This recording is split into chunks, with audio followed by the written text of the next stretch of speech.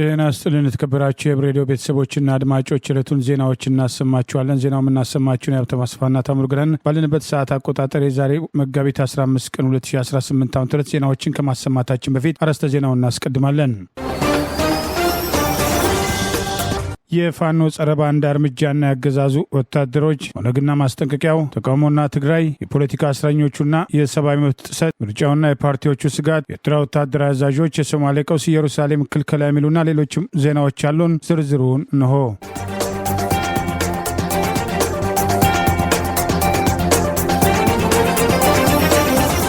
የአማራ ፋኖ ብሔራዊ ንቅናቄ ቴዎድሮስ በመራዊና አዴት ከተማ የተጠና ኦፕሬሽን በማድረግ በባንዶች ላይ እርምጃ መውሰዱን አስታውቋል። የአገዛዙ ሚሊሻዎች ሰላማዊ ሰዎችን በግፍ መረሸናቸውን ገለጸ። የአማራ ፋኖ ብሔራዊ ንቅናቄ ምዕራብ አማራ ቀጠና ቴዎድሮስ ዛሬ መጋቢት 15 ቀን 2018 ይፋ እንዳደረገው በህዙ 102ኛ ኮር 11ኛ ክፍለ ጦር ቀጠና መራዊ ከተማና አዴት ከተማ ውስጥ ዘልቀው በመግባት ህዝብን ሲያስቸግሩ የነበሩ ባንዳዎች ላይ እርምጃ መውሰዱን አስታውቋል። የኮሩ አዳኞች ሜጫ መራዊ መሃል ከተማ ዘልቀው መግባት ወንደሰን መልካሙን ጨምሮ 5 ባንዳ ሚሊሻዎችን በመደምሰስ 3ቱን አቁስለው መውጣታቸውን፣ በተመሳሳይ የልማና ዴንሳ ወረዳ ሰላምና ደህንነት የነበረና የአሁኑን የመንገድና ትራንስፖርት ተሿሚ መልካሙ የሚባልን ሌላ ባንዳ በተመሳሳይ መደምሰሳቸውን አስታውቋል።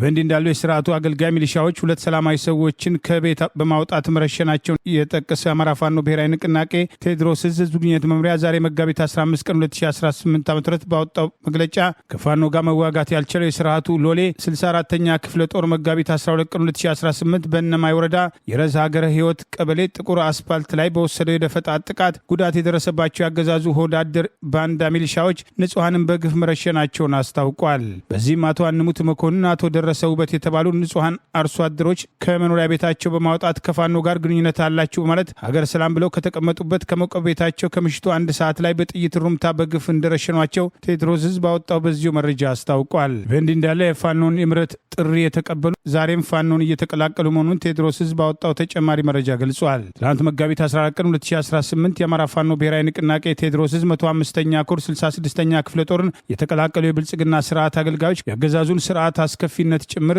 ምስክርነት መስጠታቸውም ተገልጿል። እነዚህም አቶ ምረት ጠና የጃዊ ወረዳ ፈንድቃ ከተማ ገቢዎች ያወሳሰን ባለሙያ፣ ጋሻው አሰፋ ከአሶሳ አድማ ብተና አባል አገዛዙ በአማራ ህዝብ ላይ የከፈተውን ጥቃት በማውገዝ ፋኖን መቀላቀላቸውን ገልጸዋል። ሁን ከመንግስት ሰራተኛ አልፎ የህዝባችንን ህልውና እየተባለ ለተለያዩ ወጮች ከተለያየ ገቢ ውጭ ምንጭ የመሰብሰብ አለ እየተባለ አገዛዙ የመርከሙ ምልክት የሚያሳየው በተለያየ ወጮች በየሰዓቱ የህብረተሰባችን ላይ ገቢ እንዲሰበሰብ ተልኮ የመስጠት አባዚ አለበት። ሲቀጥልም የደሞዝ አሰጣጥ በተመለከተ በአብዛኛው ህብረተሰብ ወይም መንግስት ሰራተኛው እንደ አማራ ክልል በወቅቱ ደሞዙን ክፍያ እየተከፈለው አገልግሎት እየሰጠም አይደለም። በ3 ወር 2 ወር ተቋርጦ ደሞዛቸው ሳይከፈላቸው ህብረተሰባቸውን ወይም ልጆቻቸውን ማስተዳደር ያቃታቸው የመንግስት ሰራተኛ እንዳሉ ልገልጽላችሁ እወዳለሁ። የምንሰበሰበውን ግብርና የምንሰበሰበውን ሀብት ከህብረተሰባችን ላይ አሳልፎ ለህብረተሰባችን መጨፍጨፊያ ሲያውለው እኔ የህሊና ስሜት ያድርብኛል። ይሁን እንጂ ግን ነገሮች ሳይስተካከሉ ይቀርተው እስካሁንም ያው ተንጓትቼ በመንግስት ሰራተኛነት የመቆየቴ አሁን መጥቼ እዚህ ጋር እንደ ተቋሙን ሳይው ግን በጣም በደስታ በጣም ስሜት ይሰማኛል። እኔ ስሜ ጋሻው አሰፋ እባላለሁ። የመጣሁበት ከመተከል ነው። በፊት ስሰራበት የነበርኩበት ስራ የአማራ ልዩ ኃይል አባላት ነበርኩ። ከዛም በኋላ አባላቱ ወደ አድማ ብተናና ወደ የተለያዩ ተቋሞች ሲዞርና ግማሹ ሲበተን እኔ በዛን ሰዓት ወደ ደብረ ብርሃን አካባቢ ሄጄ ነበረ። የግዛቱ ስርዓት ሳይሆንልን ሲቀር ወደ መተከል መጥቼ ወደ አድማ ብተና ተቀላቅዬ ነበር። አሁን ተቋሙ እንደ ተቋምና ለወደፊቱ ዘላቂነት ስለሌለው ወደ ፋኖ ተቀላቅለናል ማለት ነው። የአማራ ፋኖ ብሔራዊ ንቅናቄ በምርጫ ተሳትፎ ላይ ማስጠንቀቂያም ከሰጠም ከአንድ ሳምንት በኋላ የኦሮሞ ነጻነት ግንባር የኦሮሞ ነጻነት ሰራዊትም መጪውን አገራዊ ምርጫ ተአማኒነት የሌለው ሲል ውድቅ አድርጎታል። ቡድኑ የኢትዮጵያ አብዛኛው ክፍል ትርጉም ያለው ምርጫ ለማካሄድም ከማይቻልበት ደረጃ ላይ ደርሷል ሲልም አቋሙን ገልጿል። ቡድኑ በመጋቢት 14 2018 ዓ.ም ባወጣው መግለጫ ምርጫው ለውጪ ዓለም ፍጆታም ተብሎ የሚዘጋጅ ትዕይንት ሆኗል ያለ ሲሆን በኢትዮጵያ 70% በላይ የሚሆነው አካባቢ ተአማኒነት ላለው ድምጽ አሰጣጥ ምቹ አልሆነም ብሏል። መግለጫው ሲያክልም ዋና ዋና ተቃዋሚ ፓርቲዎች ወይም ራሳቸውን አግልለዋል ወይም ደግሞ ከምዝገባም ላለመሰረዝም አሊያም በሂደቱ ላይ አለን ያለውን ጉድለት ለማጋለጥ ብቻ እየተሳተፉ ይገኛሉም ሲል ወንጅሏል። በሂደቱ ውስጥም የቀሩትን ፓርቲዎች በሙሉ በመንግስት የተፈጠሩ ወይም ከመንግስት ጋር የተቆራኙ ናቸው ሲልም ከሷል። ባለፈው ሳምንት የአማራ ፋኖ ብሔራዊ ንቅናቄ ባወጣው መግለጫ ለፖለቲካ ፓርቲዎች፣ ለመገናኛ ብዙሃናትና ለሌሎችም ተቋማት በሰጠው ማስጠንቀቂያ በምርጫ ሂደቱ ውስጥ መሳተፍ ከፌዴራል መንግስቱ አጀንዳ ጋር መቆም ተደርጎ እንደሚቆጠርም መግለጹ ይታወሳል። የኦሮሞ ነጻነትም ሰራዊትም ከምርጫው ባለፈ ጠቅላይ ሚኒስትር አብይ አህመድ የአዲስ አበባን አስተዳደራዊ ሁኔታ የሚመለከቱ ሐሳቦችን በማቅረብ የኦሮሞ ወጣቶችን ንቅናቄዎችን ለመቆጣጠር ሙከራዎችን በማድረግ የሃይማኖት ውጥረቶችንና በክልሎች መካከል ያለውን የድንበር ውዝግብ ማባባስን ጨምሮ ተከታታይ ፖለቲካ እንቅስቃሴ በማዘጋጀትም ከሷቸዋል። ቡድኑኑ ሊደረጉ ስለሚችሉ ህገ መንግስታዊ ማሻሻያዎችን ስጋቱን የገለጸ ሲሆን ይህም ወልቃይትን ጨምሮ በኦሮሚያና በአማራ ክልሎች ውስጥ ለፖለቲካ ፍላጎት ሲባል አዳዲስም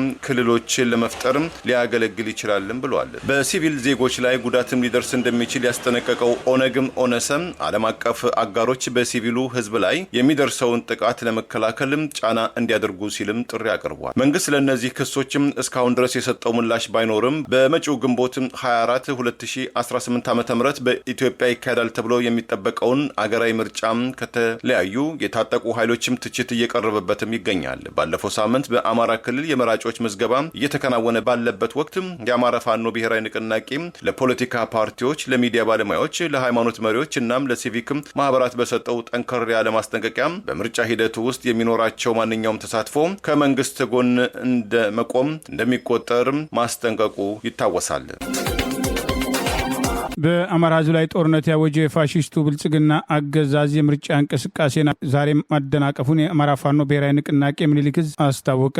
የአማራ ፋኖ ብሔራዊ ንቅናቄ አፋብን ምስራቅ አማራ ቀጠና ምኒልክ ዕዝ ዛሬ መጋቢት 15 ቀን 2018 ይፋ እንዳደረገው በዙ ስር የሚገኘው 104ኛ ኮር 25ኛ ክፍለ ጦር ወረኢሉ ከተማ ዙሪያ የፋሽስቱን አገዛዝ የምርጫ እንቅስቃሴ በመክታት ድል አስመዘገብኩ ሲል ጠቅሷል። የፋሽስቱ አገዛዝ ብልጽግና እድሜውን ለማራዘም በማሰብ ያሰበውን ምርጫ ፋኖ ምክንያታዊና ፍትሐዊ የሆነ ትግል እንደሚያደርግ መግለጹን ያስታወሰው መረጃ የምኒልክ ዕዝ አህዶች የጠናና የተጠናከረ ተጋድሎ እያደረጉ ይገኛል ሲል አስታውቋል። በዚህም የአማራ ፋኖ ብሔራዊ ንቅናቄ አፋብን ምስራቅ አማራ ቀጠና ምኒልክ ዕዝ 104ኛ ኮር 25ኛ ክፍለ ጦር ሞርተር ምድብተኞች የአማራን ህዝብ ስቃይና መከራ ለማራዘም እንዲሁም ፋሽስቱ አገዛዝ እድሜውን ለማርዘም የአማራን ህዝብ እየጨፈጨፈ ያለው ብልጽግና ቡድን በወረኢሉ ወረዳ ካቤ ከተማ ህዝብን በግዴታ ለመሰብሰብና የምርጫ ካርድ እንዲያወጡ ለማድረግ ሲሯሯጥ የተጠና የሞርታር ጥቃት በመፈጸም የቡድኑን ቅዠት በማክሸፍ ተልዕኳቸውን ማሳካታቸውን ምስራቅ አማራ ቀጠና ምኒልክ ዕዝ ዛሬ መጋቢት 15 ቀን 2018 ይፋ ባደረገው በዚሁ መረጃ ገልጿል። ይህ እንዲህ እንዳለ በዚሁ ቀጠና ምኒልክ ዕዝ የአገዛዙ ስልጣን አስጠባቂ ሰራዊት 11ኛ ዕዝ 203ኛ ኮር 83ኛ ክፍለ ጦር 3 አባላቶች ከነሙሉ ትጥቃቸው ብልጽግናን በመክዳት ፋኖን መቀላቀላቸውን አስታውቋል። ዓላማ ቢስ በሆነ ጦርነት ወገናችንን መውጋት ጸጽቶናል ያሉት የሰራዊት አባላቶቹ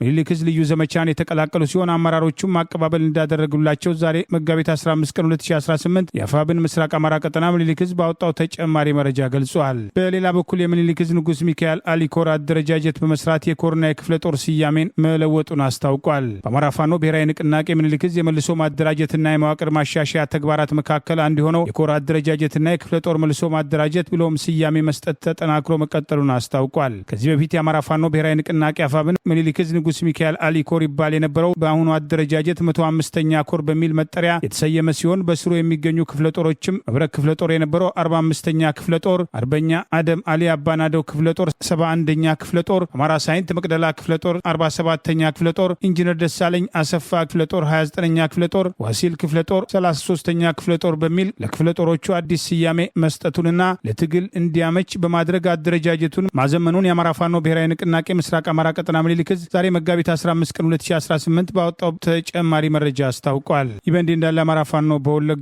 የፋኖ አመራር ላይ ጥቃት ለማድረስ በተንቀሳቀ በተንቀሳቀሰው የጠላት ኃይል ላይ ወሰደውን እርምጃ ተከትሎ ድል መቀዳጀቱን ዛሬ መጋቢት 15 ቀን 2018 ይፋ ባደረገው መረጃ ገልጿል። የአማራ ፋኖ ብሔራዊ ንቅናቄ አፋብን የአማራ ፋኖ በወለጋ ትላንት አመሻሹ ላይ ከአንጉርጉተን ከተማና አካባቢ በመነሳት የአማራ ፋኖ በወለጋ ዋና ሰብሳቢ አርበኛ ተሻገር ፈንቴን አፍናለሁ በሚል አሊ ቀበሌ የቡድንና የነፍስ ወከፍ መሳሪያ በመያዝ የተንቀሳቀሰው ያገዛዙ ስልጣን አስጠባቂና አካባቢ ሚሊሻዎች ጭምር የተደራጁበት ጥምር ጦር ያልጠበቀው ከፍተኛ ኪሳራ ደርሶበት ሙትና ቁስለኛ ሆኗል። የተወሰኑ ኃይሉ መማረኩን የአማራ ፋኖ በወለጋ አስታውቋል። በየጊዜው በወለጋ ምድር በአማራ ሕዝብ ላይ ያነጣጠረ ጭፍጨፋ በመፈጸም እየተደረገ ያለውን ዘር ተኮር ጥቃት ለመከላከል የተቋቋመ የአማራ ፋኖ በወለጋ እያደረገ ያለውን ወታደራዊ ጥቃት በማጠናከር በወለጋ አንጉርጉተን ዛሬም ከፍተኛ ድል መቀዳጀቱን ይኸው መረጃ ጠቅሷል። የአገዛዙ ጥምር ጦር አፍነዋለሁ ያለው አርበኛ ተሻገር ፈንቴ በቀጥታ በመራው በዚህ ውጊያ ከብርጌዱ የተሳተፉ ሻለቆች መካከል ሻለቃ 1 ዲቾ መብረቅ ሻለቃ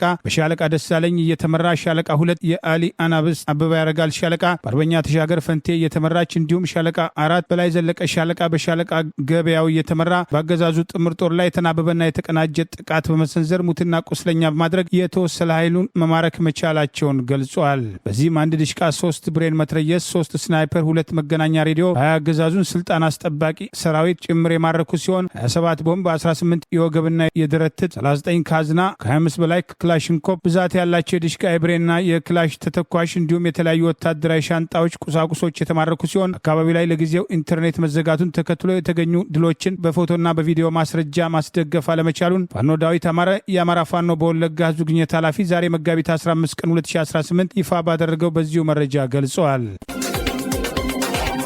ከፌዴራል መንግስቱ ለትግራይ ክልል መለቀቅ የነበረበትን በጀት በመቋረጡ ወይም በመዘግየቱ ለከፍተኛ ችግር ተጋልጠናል ያሉ አስተማሪዎችና ተማሪዎች በተለያዩ የክልሉ ዋና ከተሞች ለተቃውሞ ሰልፍ ወጡ። የተራቡ መምህራን ሊያስተምሩን አይችሉም ሲሉ ተማሪዎችም ተቃውሟቸውን ገለጹ። ዛሬ በዋናዋ ከተማ መቀሌን፣ በአድዋ፣ በአዲግራት፣ በአክሱምና የተለያዩ የትግራይ ክልል ከተሞችም ለተቃውሞ ሰልፍ የወጡ መምህራን፣ የትምህርት አስተዳደሮችና ተማሪዎችም የፌዴራል መንግስቱ ለክልሉ ትምህርት ማካሄጃ ለህዝባዊ አገልግሎት የሚውለው በጀትን መያዙ የመማር ማስተማር ሂደቱን በእጅጉ ለችግር ዳርጎታል በማለትም ተቃውሟቸውን አሰምተዋል። ትምህርት መጻኢ ዕድላችን ነው፣ መምህራን እየተራቡ ሊያስተምሩን አይችሉም ወዘተ የሚሉ መፈክሮችን ያነገቡትም ሰልፈኞችም የፌዴራል መንግስቱ ለወራት ያዘገየውን በጀትን በአስቸኳይ እንዲለቅ፣ የመማር ማስተማር መብቶችንም እንዲጠብቅም ሲሉ ጥያቄ አቅርበዋል። የሰላማዊ ተቃውሞ ሰልፉ የተካሄደው የኢትዮጵያ ፌዴራላዊ መንግስት በተለይ የገንዘብ ሚኒስትር በትግራይ ክልል ለሚገኙ ወደ 137,000 የሚጠጉ የሲቪል ሰራተኞች ወርሃዊ ደሞዛቸውን ማዘግየቱ በክልሉ የሚገኙ መንግስታዊ የሆኑ ተቋማት ለከፍተኛ ችግር መዳረጋቸው በስፋት በሚነገርበት ወቅት መሆኑ ታውቋል። የክልሉ የትምህርት ቢሮ ለኢትዮጵያ ትምህርት ሚኒስትር ባለፈው መጋቢት ወይም በፈረንጆቹ ማርች 9 2026 ኤሮፓ አቆጣጠር በላከው ደብዳቤ ካለፈው ጥቅምት ወር ጀምሮ ወደ ክልሉ የሚላክም ፈንድ መቋረጡን ተከትሎ የክልሉ መማር ማስተማር ሂደት በቀላሉ ሊቀለበስ የማይቻል ቀውስ ውስጥ ሊገባ ነው በማለት የማስጠንቀቂያ ደብዳቤ መላኩ ይታወሳል። ለትግራይ ክልል መለቀቅ የነበረበት የተባለው በጀት መቋረጥ ወይም መዘግየትን በተመለከተ የፌዴራል መንግስቱ የገንዘብ ሚኒስትር እስከ አሁን ድረስ የሰጠው ኦፊሴላዊ ዝርዝር ማብራሪያም የለም።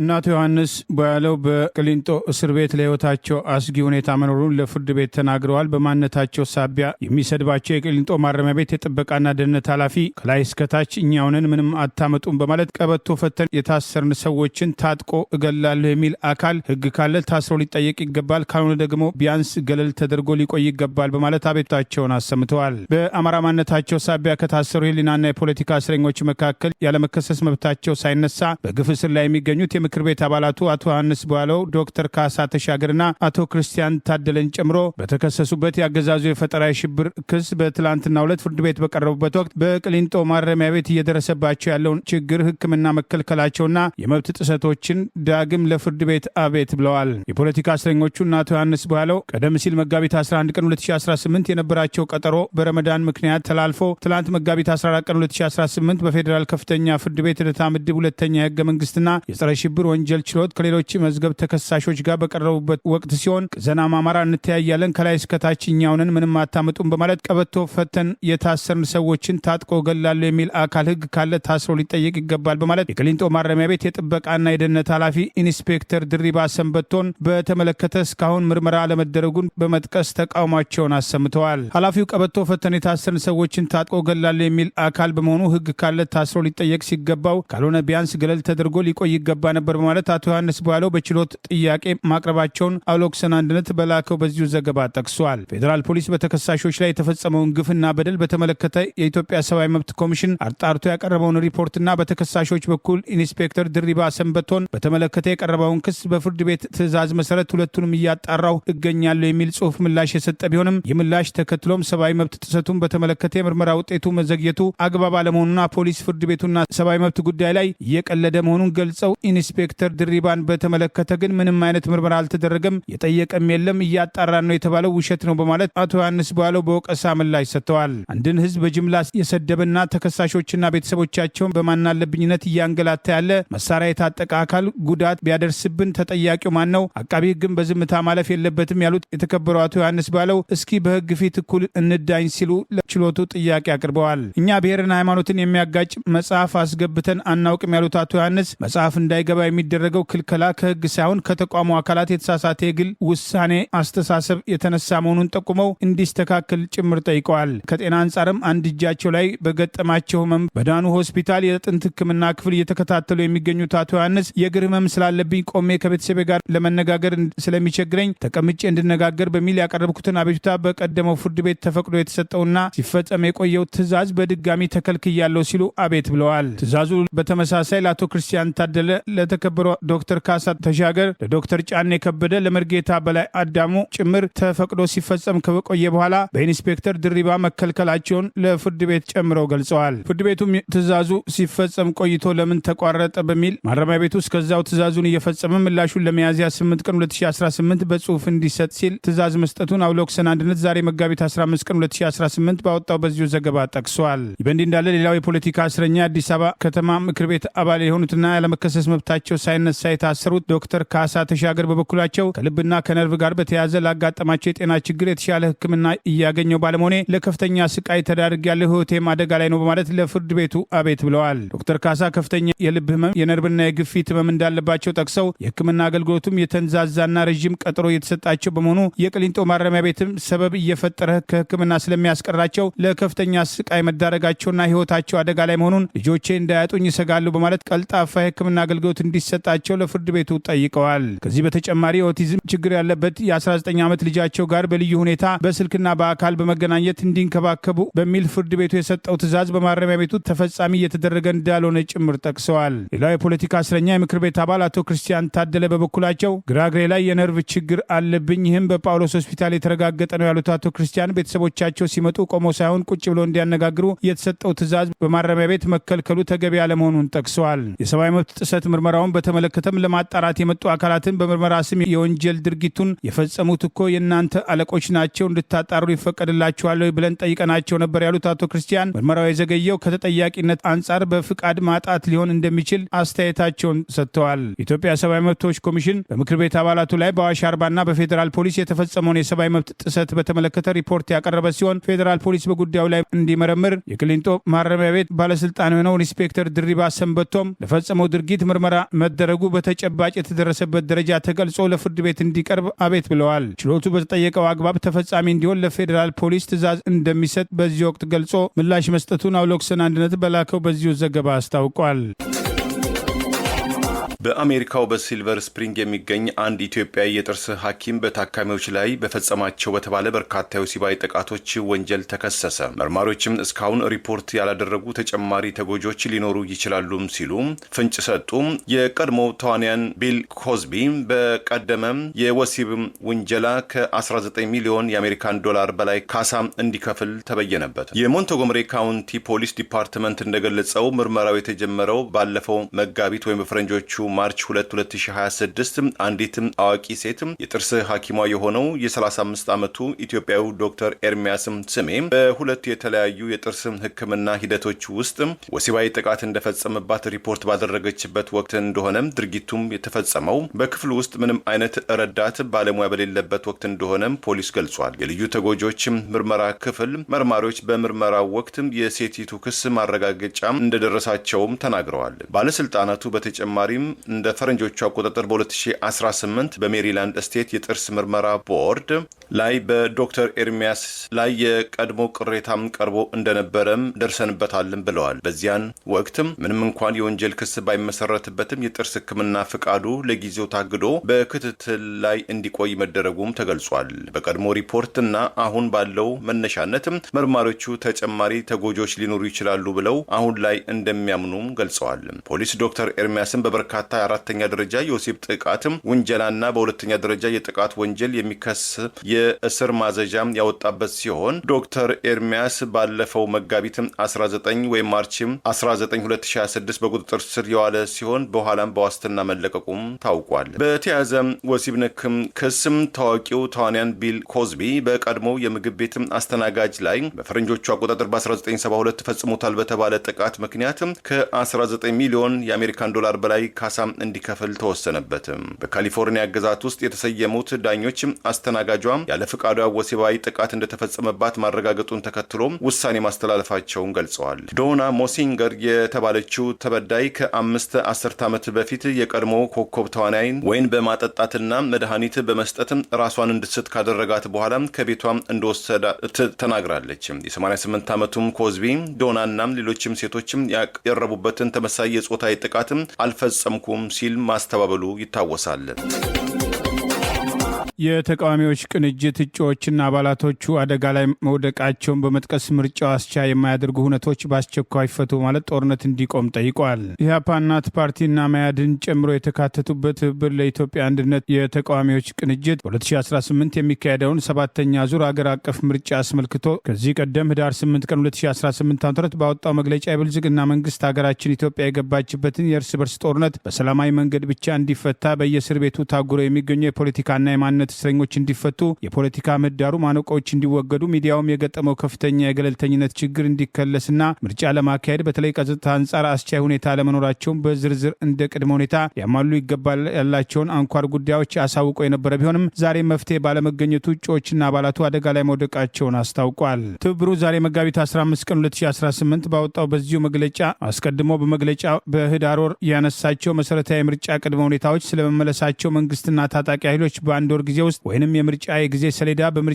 ቦርድ ይፋ ከመደረጉ አስቀድሞ ተግባራዊ እርምጃ በመውሰድ ታማኒ ምርጫ ለማካሄድ ቁርጠኝነታቸውን እንዲያረጋግጡ ጠይቆ እንደነበር አስታውሶ፣ ይሁን እንጂ ወደ ስልጣን መንበር ከመጣበት ጊዜ ጀምሮ ለአፍታ እንኳን ሰላማዊ መንገድ መከተል ያልፈለገውና ከታጣቂ ኃይሎች ጋር በጠረጴዛ ዙሪያ በድርድር ችግሮችን ለመፍታት ፍላጎት ያላሳየው መንግስት ለጥያቄያችን ጆሮ ዳባ ልበስ በማለት አገር እርስ በርስ ጦርነት ውስጥ ባለችበት ሁኔታ ወደ ምርጫ እየተንደረደር እንገኛለን ሲል ጠቅሷል። ትብብር ለኢትዮጵያ አንድነት ዛሬም ለጀመረው ሰላማዊ የፖለቲካ ትግል ቁርጠኝነቱን እየገለጸና የምርጫ ሂደቱንም ህዝብ ጋር ለመድረስ አማራጭ ፖሊሲዎችን ለማቅረብ እንደ አንድ የሰላማዊ ትግል አማራጭ ለመጠቀምና ስርዓቱ ከስህተቱ ከተማረ የዴሞክራሲ ጎል ለመቅደድ እንዲያስችል ያላሰለሰ ጥረትን እያደረገ እንደሚገኝ አስታውሶ፣ ሆኖም ከእጩዎቻችን ከአካባቢው ማህበረሰብ ከሚወጡ ይፋዊ መግለጫዎችና ነባራዊ ሁኔታዎች አኳያ የመረጃና ማስረጃ ተመርጉዘን በመተንተን በተለይ ከፍተኛ የጸጥታ ችግር ያለባቸው አማራ ክልል ሙሉ በሙሉ፣ በትግራይ ክልል ሙሉ በሙሉ፣ ከፊል ኦሮሚያ ክልል ከዋና ከተሞች ወጣ ባሉ አካባቢዎችና በቤንሻንጉል ክልል መተከል ዞን ባሉ አካባቢዎች ላይ ከፍተኛ የደህንነትና ለምርጫ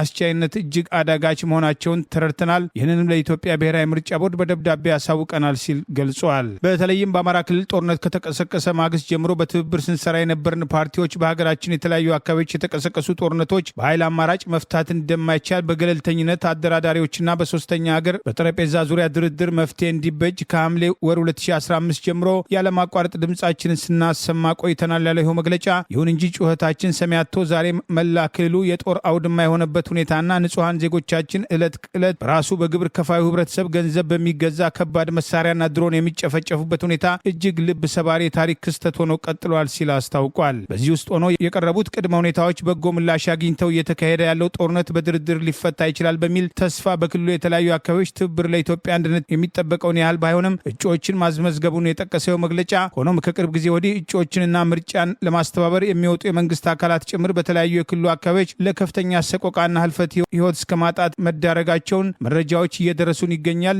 በማለት ሁኔታዎችን ገልጿል። በዚህም በማዕከላዊ ጎንደር ዞን በጎንደር ከተማ በአዘዞ ጸዳ ክፍለ ከተማ ባለፈው እሁድ መጋቢት 12 ቀን 2018 የሆነውና በመራጩ በእጩዎችና በአስተባባሪዎች ላይ የደረሰው ፍርሃት ስነ ልቦናዊ ጫናና ተስፋ መቁረጥ በቂ ማሳያ ተደርጎ ይወሰዳል ያለው ትብብሩ ያ ማለት የእጩ ምዝገባ በተጠናቀቀበትና የምርጫ ቅስቀሳ በተጀመረበት በአሁኑ ወቅት የእያንዳንዱ የትብብሩ እጩ እንቅስቃሴ ከየትኛውም ወገን ሊቃጣበት ከሚችል የህይወት አደጋ ላይ ነው። ያ እንዳይሆን መጠበቅ እንደሚገባ ደግሞ ትብብራችን በጽኑ ያምናል በማለት አማራ ክልልን ጨምሮ በተጠቀስናቸው አካባቢዎች የሚደረጉ ጦርነቶችና አጠቃላይ ለህይወት አስጊ ጸጥታ ችግሮች ዘላቂ መፍትሄ እንዲበጅላቸውና ጦርነቱ በጠረጴዛ ዙሪያ በድርድር እንዲጓጭ ለዚህም መንግስት ትልቁን ድርሻ እንዲወጣ በድጋሚ እናሳስባለን ሲል ጥሪ አቅርበዋል። ሁኔታዎች በአስቸኳይ ፖለቲካዊ መፍትሄ ተሰጥቷቸው የእጩዎችን ደህንነት ዋስትና እስካላገኘ ድረስ በተጠቀሱት አካባቢዎች ለመንቀሳቀስ ስለሚከብደን ይፋዊና የአደባባይ የፖለቲካ እንቅስቃሴ ከማድረግ እንቆጠባለን። ቀጣይ እርምጃችንንም ለህዝባችን በይፋ እንገልጻለን በማለት ትብብር ለኢትዮጵያ አንድነት ዛሬ መጋቢት 15 ቀን 2018 ባወጣው በዚሁ መግለጫ አስታውቋል። በማህበራዊ ሚዲያ ላይ መንግስትን ተቃውመዋል በሚል ያጋራውን ጽሁፍ እንዲያስተባብል ከፍተኛ ጫና ይደረግበት የነበረውና ተይዞ በግፍ እስር ላይ የቆየው ፍርድ ቤት መቅረቡ ተገለጸ። የጥላቻ ንግግር አዋጅ ተላልፏል የሚሉ ጨምሮ 2 ክሶች ቀርበውበታል። የለበስከውን ቲሸርት እኛ አንፈቅድም ያሉ ጫና እንዳደረጉበት ሌላው የፖለቲካ እስረኛ ለፍርድ ቤት አቤት አለ። በማህበራዊ ሚዲያ ላይ መንግስትን በመቃወም ሲያጋራቸው የነበሩ ጽሁፎችን እንዲያስተባብል መንግስትን ይቅርታ እንዲጠይቅ በአገዛዙ ሰዎች ተደጋጋሚ ጫና ይደረግበት የነበረው ማህበራዊ አንቂው ደረጃ ይበይ ከወራት የግፍ እስር በኋላ ትላንት ፍርድ ቤት ቀርበው 2 ክሶች እንደቀረቡበት አውሎክሰን አንድነት በላከው በዚሁ ዘገባ ጠቅሷል። በፌዴራል ከፍተኛ ፍርድ ቤት ልደታ ምድብ ሁለተኛ የህገ መንግስትና ጸረ ሽብር ወንጀል ችሎት ትላንት መጋቢት 14 ቀን 2018 ዓ.ም ከወራት እስር በኋላ ፍርድ ቤት የቀረበው ማህበራዊ አንቂው ደረጃ ይበይን በማህበራዊ ሚዲያ መንግስትን በመቃወም ስታጋራው የነበረው ጽሁፍ በማስተባበል መንግስትን ይቅርታ ጠይቅ በሚል በተደጋጋሚ በአገዛዙ ሰዎች ጫና ይደረግበት እንደነበር ለዚህ ፈቃደኛ ባለመሆኑ ፋኖን በመደገፍና የጥላቻ ንግግር ተከሶ ከሰሞኑ ለእስር ተዳርጎ የቆየ ሲሆን አመጽ በማስነሳት የጥላቻ ንግግር አዋጁን በመተላለፍ የሚሉ 2 ክሶች የቀረቡበት ሲሆን የፖለቲካ እስረኛው ትላንት መጋቢት 14 ቀን 2018 በችሎት በቀረበበት ወቅት የዋስትና መብት በተመለከተ የግራ ቀኙ ክርክር በመመርመር ብይን እንዲሰጠው ጠብቆ የነበረ ቢሆንም በከሳሽና በተከሳሽ መካከል ስለ ዋስትና የተደረገውን ክርክር መርምር ያለው ፍርድ ቤት የተከሰበት ክስ በመርህ ደረጃ ዋስትና ያስከለክልም ያለ ሲሆን ይሁን እንጂ ከወንጀሉ ልዩ ባህሪና አፈጻጸም አንጻር እንዲሁም አገሪቱ ያለችበትን ሁኔታ ታሳቢ ማድረግ ዋስትና በመከልከል በማረሚያ ቤት እንዲቆይ ወስነናል በማለት የዋስትና መብቱን ማገዳቸውን አውሎክሰን አንድነት በላከው የፍርድ ቤት ዘገባ ጠቅሷል። ይህን ተከትሎ ተከሳሹ ወንጀሉን አልፈጸምኩም፣ ጥፋተኛም አይደለውም በማለት የእምነት ክህደት ቃሉን የሰጠ ሲሆን የክስ መቃወሚያ ብይን ለመስጠት በሚል ለመጋቢት 30 ቀን 2018 ዓ.ም ምላሹን ይዞ እንዲቀርብ ተለዋጭ ቀጠሮ መሰጠቱ ታውቋል። ይህ በእንዲህ እንዳለ ሌላው የፖለቲካ እስረኛና የፍርድ ቤት ዳኛ የቅሊንጦ ማረሚያ ቤት ኳሊቲ ያለው ቲሸርት ለብሳችሁ ወደ ፍርድ ቤት አትሄዱም እያለ መከልከሉ አግባብ አለመሆኑን በመጥቀስ ለፍርድ ቤት አቤት ያለው በማንነታቸው ከታሰሩት የፖለቲካ እስረኞች አንዱ ደሳለኝ እጅጉ ፍትህ እንዲሰጠው ለችሎት የጠየቀ ሲሆን በእናቱ ዮሐንስ በዋለው መዝገብ ትላንት መጋቢት 14 ቀን 2018 ዓ.ም በዚሁ ችሎት በቀረበበት ወቅት መሀል ዳኛዋ ማረሚያ ቤቱ የሚተዳድርበት የራሱ ደንብ ስላለው ስለ ልብስ ጉዳይ አይመለከተንም ሲሉ የፖለቲካ እስረኛው ደሳለኝ እኛ በህገ መንግስት ነው ወይስ በደንብ ነው የምንመራው የሚል ዳኛዋን ጥያቄ የጠየቀ ቢሆንም ዳኛዋ በጥያቄው መበሳጨታቸውን አውሎክሰን አንድነት ከላከው በዚሁ ዘገባ ጠቅሷል። ዳኛዋ ይሰሙኛል፣ እሱን የመመለስ ግዴታ የለብኝም፣ ቁጭ በሉ በማለት የቁጣ ምላሽ መስጠቷም ታውቋል። የፖለቲካ እስረኛው ደሳለኝ እጅጉ ከዚህ ቀደም በስር ሳቢያ ከዲስክ ህመሙ ጋር በተገናኘ በፌዴራል ፖሊስ ሆስፒታል የህክምና ክትትል ሲያደርግ ቀበቶ ይገባሃል ብሎ ያዘዘለት ዶክተር ከተቋሙ እያለ ውጭ ግዛ በማለት ማዘዙን ያስታወሰው የዘገባ ከተቋሙ ያለውን ለአንተ አንሰጥም ሲል በድፍረት የፈረመለት መሆኑም አሳዛኝ ታሪክ እንደነበረ አስታውሷል። በአማራ ማንነታቸው ሳቢያ የታሰሩ የፖለቲካ እስረኞች በተጓተተ የፍርድ ቤት ሂደት ለተራዘመ እስርና እንግልት እየተዳረጉ ያሉት በአገዛዙ የበቀል እርምጃ ሳቢያ ነው። ፍርድ ቤቶችም ይህንን የበቀል ዓላማ እያስፈጸሙ ይገኛል በማለት በተደጋጋሚ ወቀሳ ያቀረበ ሲሆን አቃቢ ህግም የፈጠራ ክስ ከማቅረብ ባለፈ የገዢዎቹን ፍላጎት ለማሳካት ህግ ማስከበር ሳይሆን በህግ ሽፋን የበቀል እርምጃ እያካሄደ ይገኛል የሚል ተደጋጋሚ ወቀሳ ሲቀርብ ቆይተዋል። የሱዳን ታጣቂ ቡድኖች በኢትዮ ሱዳን ድንበር አቅራቢያ የምትገኘውን ስትራቴጂካዊቷን ኩርሙክ ከተማን በቁጥጥር ስር ማድረጋቸውን አስታወቁ። የካርቱም ባለስልጣናት በበኩላቸው የኢትዮጵያ ስውር እጆች አሉበት በማለትም ውንጀላ ማቅረባቸው ተሰማ። በጀነራል ሐምዳን ዳጋሎ ወይም ሐምዲት የሚመራው አርኤስኤፍ እና የሱዳን ህዝቦችን ነጻ አውጪ እንቅስቃሴ ሰሜናዊ በእንግሊዝኛው ምህጻረ ቃል SPLMN በጋራ አካሄዱት በተባለው ለአስጨራሽ ውጊያ በጥቁር አባይ ግዛት ብሉ ናይል ስቴት የምትገኘውን ኢትዮጵያም ከሱዳን የምትዋሰንበትን የኩርሙክም ከተማን ከጀነራል አብዱል ፈታህ አልቡርሃን የሚመራው ጦር ኃይል እጅ ሙሉ በሙሉ ነጻ ማድረጋቸውን አርኤስኤፍ ባወጣው መግለጫም አስታውቋል። ከኢትዮጵያ ጋር የምትዋሰነው ወሳኝ ኮሪደር የሆነችው ኩርሙክ ከተማም ከአርኤስኤፍ ታጣቂ ቡድኖችና ከመከላከያው ጋር ባለፈው እሁድ በተጀመረው ጦርነትም ዛሬም ከታጣቂ ቡድኑ እጅ መግባቷም ወሳኝነት እንዳለው የገለጸው አልሸሪክ አልዋሳት ጋዜጣ ኢትዮጵያ ለአርኤስኤፍ ታጣቂዎች ወታደራዊ ድጋፍ ማድረጓም ታጣቂ ኃይሎችን አስታጥቃለች መባሉን ማስተባበሏን ቢገልጽም የካርቱም ባለስልጣናት ግን ኢትዮጵያ ለሰሞነኛው ጦርነትም ድጋፍም ሰጥታለች ባይ ናቸው። ሱዳን ትሪቢዩን ጋዜጣ አንድ ማንነታቸው ያልተጠቀሰም የሱዳን ባለስልጣን ጠቅሶ እንደዘገበው የኩርሙክ ጦርነት ከመካሄዱ በፊት ለአርኤስኤፍ ድጋፍ የሚሰጡ ወታደራዊ ተሽከርካሪዎች ከኢትዮጵያ ቤንሻንጉል ጉሙዝ ክልል አሶሳም ግዛት ወደ ኢትዮ ሱዳን ድንበርም ተጓጉዟል። ለዚህም የኢትዮጵያ እጆች አሉበት የሚል ጥርጣሬ አለ ማለታቸው ጋዜጣው አስነብቧል። ኢትዮጵያ ቤንሻንጉል ጉሙዝ ክልል ውስጥ ለአርኤስኤፍ ታጣቂዎች ወታደራዊ ስልጠናም ትሰጣለች፣ ወታደራዊ ቤዝም ፈቅዳለች የሚለውን ሚስጥራዊ መረጃን ያጋራው የሮይተርስ የዜና አገልግሎት በኢትዮጵያ የሚገኙ ሁለትም ተባባሪ ጋዜጠኞቹም የስራ ፍቃዳቸው መሰረዙ፣ የአፍሪካ ህብረት የመሪዎችም ስብሰባን ለመዘገብ ከህብረቱ ፍቃድ የተሰጠው የሮይተርስም ጋዜጠኛ በኢትዮጵያ መንግስት መከልከሉ ከሱዳን የእርስ በርስ ጦርነትም ጀርባ እጆቿ አለበት የተባለው እንደ ኢትዮጵያ የተወነጀለችው የተባበሩት አረብ ኤሚሬትም ውንጀላውን በጽኑ ማስተባበሏ አይዘነጋም። ሰሜኑን ጋዛ አድርጋለሁ ከሚለው የጠቅላይ ሚኒስትሩ ዛቻ በኋላ የኤርትራና የትግራይ አመራሮች ትብብር እያደገ መጥተዋል የሚሉ መረጃዎች መሰራጨት ጀምረዋል። የኤርትራ ወታደራዊ አዛዦች በትግራይ ስብሰባ ማድረጋቸውን የሚጠቅሱ መረጃዎች ይወጡ ነው። ጠቅላይ ሚኒስትር አብይ አህመድ ለህወሓቱ ሊቀመንበር ዶክተር ደብረጽዮን ገብረ ሚካኤል ሰሜኑን ጋዛ አድርጋለሁ ከኤርትራም ሆነ ከፋኖ ጋር ከተባበራችሁ የሚለውን ዛቻ ተከትሎ ከኤርትራ መንግስት ጋር ያላቸውን ትብብር በማሳደግ ቀደም ሲል ከአብይ አገዛዝ ጋር ግንባር በመፍጠር ከህወሓት ጋር የነበረውን ጦርነት ተከትሎ የደረሰባቸውን ቁስል ወደ ጎን በማድረግ ከኤርትራ ጋር ለመተባበር ተገደዋል የሚሉ አስተያየቶች ሲሰጥ የቆዩ ሲሆን ሰሞኑን የኤርትራ ወታደራዊ አዛዦች በትግራይ ካሉ ወታደራዊ አዛዦች ጋር መምከራቸውን የሚጠቅሱ መረጃዎች ወጥተዋል። የአብይ አገዛዝ ከህወሓት ጋር የገባበትን ጦርነት ተከትሎ የኤርትራ መንግስትና የኤርትራ ወታደሮችን በከፍተኛ ደረጃ እናመሰግናለን ያለ ሲሆን በህወሓትና በኤርትራ መካከል ትብብር ተጀምሯል መባሉን ተከትሎ በትግራይ የነበረው ጦርነት ላይ የኤርትራ ወታደሮች ግፍ ፈጽመዋል፣ የተጣላ ነውም ወደ መቀሌ አትግቡ በማለታችን ነው ማለት ጠቅላይ ሚኒስትሩ ለትግራይ ህዝብ ተቆርቋሪ መስለው ለመታየት መሞከራቸው ተቀባይነት ሳያገኝ መቅረቱ አይዘነጋም። የትግራይና የኤርትራ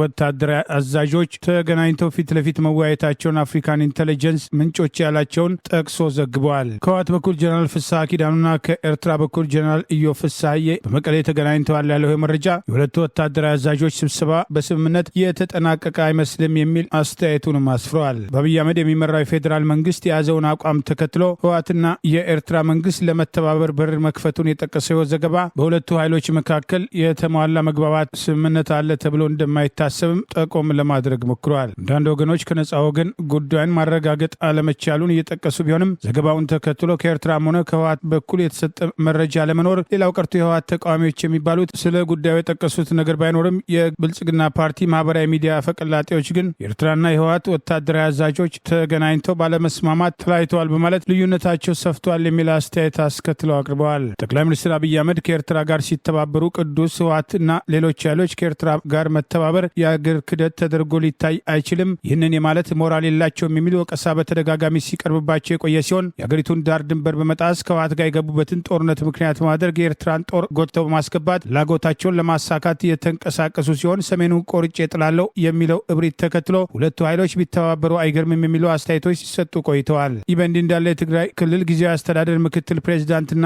ከሌተናል ጀነራል ታደሰ ከመውረድ ጀርባ ዋናውን ስራ ያከናውናሉ የሚባሉት የህወሓቱ ምክትል ሊቀመንበር አቶ አማኑኤል አሰፋ ባጀት፣ መድኃኒት፣ ነዳጅ የፌዴራል መንግስት አግዶብናል በማለት ህወሓት በጠራው ሰልፍ ላይ ለህዝቡ መናገራቸው ተገልጿል። የትግራይ ህዝብ እየተፈጸመበት ባለው በደል ከኢትዮጵያ በኃይል ተገፍቶ እንዲወጣ እየተደረገ ነው ማለት የትግራይ ክልል ጊዜያዊ ምክትል አስተዳዳሪው በፌዴራል መንግስት በኩል እየተወሰደ ያለውን ትንኮሳና ትግራይን የመክበብና መድኃኒትና ነዳጅ የመከልከል እርምጃ ጭምር በዚህ ንግግራቸው መጥቀሳቸውን የሚጠቅሱ መረጃዎችም ወጥተዋል። አገዛዙ ህወሓት ላይና ኤርትራ ላይ ወታደራዊ እርምጃ ለመውሰድ በርከት ያለ ኃይል ወደ ትግራይ ክልል፣ በአማራ ክልል በወልቃይት በኩል ወደ ኤርትራና በአፋር በኩል ሰፊ ኃይል ሲያሰባስብ የቆየ ሲሆን መጪውን ምርጫ ታሳቢ በማድረግ የተወሰነ ኃይሉን ወደ መሀል ሀገር እየመለሰ መሆኑን መረጃዎችን ጠቅሰን መዘገባችን አይዘነጋም። በሶማሊያ ፌዴራላዊ መንግስትና በደቡባዊ ምዕራብ ግዛት መካከል ሰሞኑን እየተባባሰ የመጣውን ፖለቲካዊ ውጥረት ተከትሎ የሶማሊያ ፌዴራላዊ መንግስትም ከግብጽ ያገኘውን የጦር መሳሪያ ለአሸባሪው አልሸባብን ለመዋጋትም ከመጠቀም ይልቅ ለአካባቢው ታጣቂዎችም አሳልፏል ሲሉ አንድ የደቡብ ምዕራብ ግዛትም የፓርላማ አፈ ጉባኤም የፌዴራል መንግስቱን ከሰሱ። የደቡብ ምዕራብ ግዛት ፓርላማ አፈ ጉባኤው ዶክተር አሊ ሳኢድ ፋቂ መጋቢት 12 2018 ዓ.ም ባወጡት መግለጫ ግብጽ ለሀገራዊ ደህንነት በሚል የሰጠቻቸውን የጦር መሳሪያዎች በቡርሃባ ወረዳ ለሚንቀሳቀሱ ታጣቂ ቡድኖች እንዲዳረሱም ተደርጓል ሲሉ የፌዴራል መንግስቱን ወንጅለዋል።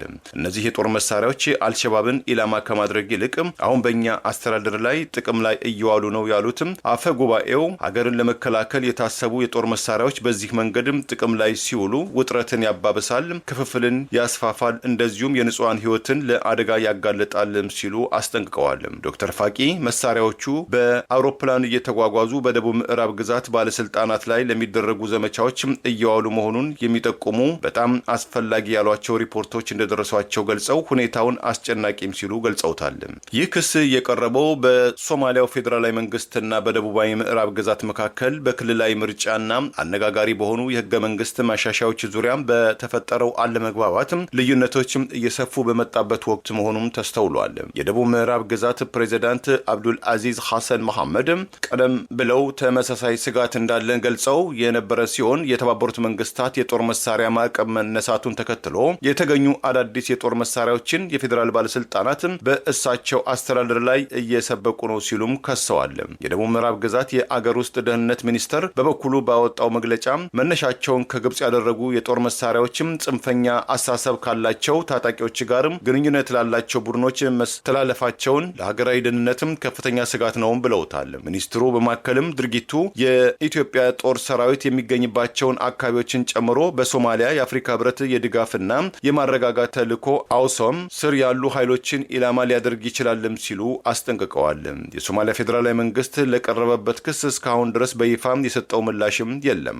ሰሜን አፍሪካዊቷ ግብጽም ከቅርብ ጊዜያት ወዲህ ለሶማሊያ የጦር መሳሪያ በማቅረብና ለአዲሱ የአፍሪካ ህብረትም ተልዕኮ ወታደራዊ አስተዋጽኦ በማድረግ ከሶማሊያ መንግስት ጋር ያላትን ወታደራዊ ትብብር ማጠናከሯም አይዘነጋም። ኢትዮጵያ ቀደም ብሎ አዲሱ የሰላም አስከባሪ ተልዕኮ ከመሰማራቱ በፊት የአፍሪካ ህብረትና የተባበሩት መንግስታት ድርጅት ከሚመለከታቸው አካላት ጋር ሁሉን አቀፍ ምክክር እንዲያደርጉ ስትወተውት መቆየቷም ይታወሳል። በምዕራባውያን ክርስቲያኖች ዘንድ በመጪው እሁድ የሚከበረውን የታላቁ የበዓለ ሆሳና በዓል በአደባባይ በኢየሩሳሌም ከተማ እንደማይከበር የሃይማኖት አባቶች አሳሰቡ። በሮማ ካቶሊካዊት ቤተክርስቲያን የላቲን ፓትርያርክም ካርዲናል ፔትር ቤሬስታ ፓዝቤላ በትላንትናው ዕለት ባወጡት መግለጫ አሜሪካና እስራኤል በኢራን ላይ እየወሰዱት ባለው የመካከለኛው ምስራቅም ጦርነትም በክርስቲያኖች አማኞች ዘንድ ከፋሲካ በዓል አንድ ሳምንት በፊት ጌታ ኢየሱስ ክርስቶስ በአህያ ውርንጫ ላይ ሆኖ በኢየሩሳሌም ጎዳና ላይ የተጓዘበትን ወቅት የኢየሩሳሌም ህፃናትና በሺዎች የተቆጠሩ ነዋሪዎች የዘንባባ ዝንጣፊ በመያዝ ሆሳና በአርያም በማለት ለጌታ ክብር የዘንባባ ዝንጣፊና ልብሳቸውን በማንጠፍ ያመሰገኑበትን ታላቅ መንፈሳዊ ፕሮግራም በዚህ ዓመትም ከጸጥታም ከደህንነት ስጋት ጋር በተያያዘ እንደማይከበርም ከሌሎችም አብያተ ክርስቲያናቶች አባቶች ጋር ከስምምነት ተደርሷልን ብለዋል። ይህ ለአርነታችን ምስጢር የሆነው የሆሳና ወይም የዘንባባው እሁድ በዓል በአብያተ ክርስቲያናት ውስጥ ተሰባስበን እናከብራለንም ብለዋል።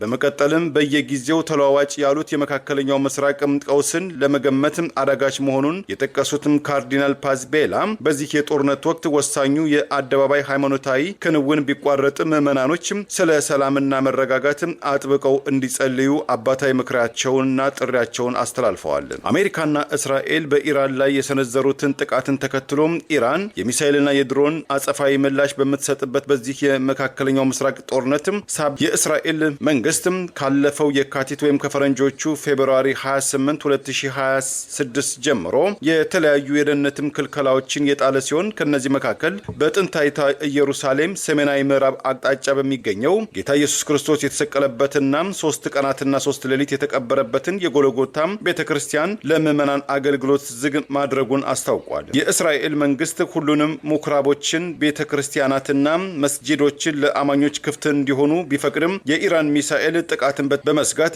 የምዕመናኖች ቁጥርም ውስን ደረጃ እንዲሆንም አድርጓል። እስራኤል ቀደም ሲል ከፍልስጤም ሐማስ ጋር በካሄደችው ጦርነት ወቅት የሆሳና በዓል ወደ 4000 የሚጠጉ በርካታ ኢትዮጵያንን ጨምሮ ምዕመናኖች በኢየሩሳሌም ተገኝተው ማክበራቸውን የቅርብ ጊዜም ትዝታ ነው። እንደ ክርስቲያን ወገኖች ሁሉ የእስልምና እምነት ተከታዮችም በቅርቡ ባከበሩትም የታላቁ የሮመዳን ጾም መጠናቀቅ ወቅት ላይ በታላቁ አል-አክዋስም መስጊድም አቅራቢያ እንዳይሰባሰቡ መድረጋቸውን ተከትሎ እርምጃው ፖለቲካዊ አንድምታ ያለው ነው በማለትም በእጅጉ መኮንናቸውን የተለያዩ መረጃዎችም ገልጸዋል። ዛሬ ያሉን ዜናዎች እነዚህ ናቸው። ዜናውን ስታደምጡ ለቆያችሁ የህብር ሬዲዮ ቤተሰቦችና አድማጮች ምስጋናችን ይድረሳችሁ። የህብር ሬዲዮ ኦፊሻል ቻናላችንን ሰብስክራይብ ያላደረጋችሁ ሰብስክራይብ በማድረግ በተጨማሪም የደውል ምልክቱን በመጫን የህብር ሬዲዮ ቤተሰብ እንድትቀላቀሉ በአክብሮት እንጋብዛለን። እንደ ወትሮ ሁሉ የህብር ሬዲዮ ቤተሰቦች ፕሮግራሞቻችንን ላይክ በማድረግ ሼር በማድረግ አስተያየቶቻችሁን በመስጠት አብሮነታችሁን ትገልጹ በአክብሮት እንጠይቃለን። በድጋሚ እናመሰግናለን።